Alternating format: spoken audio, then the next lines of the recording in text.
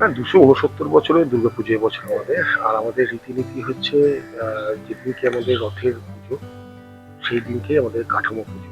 এবং কাঠামো পুজো বলতে মা দুর্গার যে উম, ডান পা, যেটা সিংহর পিঠে থাকে, সেইটাই হচ্ছে এখানে কাঠামো। ২.৫ হাত এবং ২.৫ হাত যে ঠাকুরের মা দুর্গার যে পা, যেটা সিংহর ওপরে থাকে, সেই ২.৫ হাত ঠাকুরেরই কাঠামো যেটা, সেটা দিয়ে আমাদের কাঠামো পুজো হয়। এবং সেই অনুযায়ী এখনই রথের দড়িতে টান পড়বে এবং শোভাবাজার রাজবাড়ি ২৬৯ বছরের পুজোর কাঠামো পুজো হবে। রাজা নবকৃষ্ণদেবের আমল থেকেই হয়ে আসছে এবং আজ অব্দি ব্যতিক্রম কিছু নেই। আমরা অষ্টম জেনারেশন, আমরা একই রকম ভাবে এটাকে মেনে চলছি।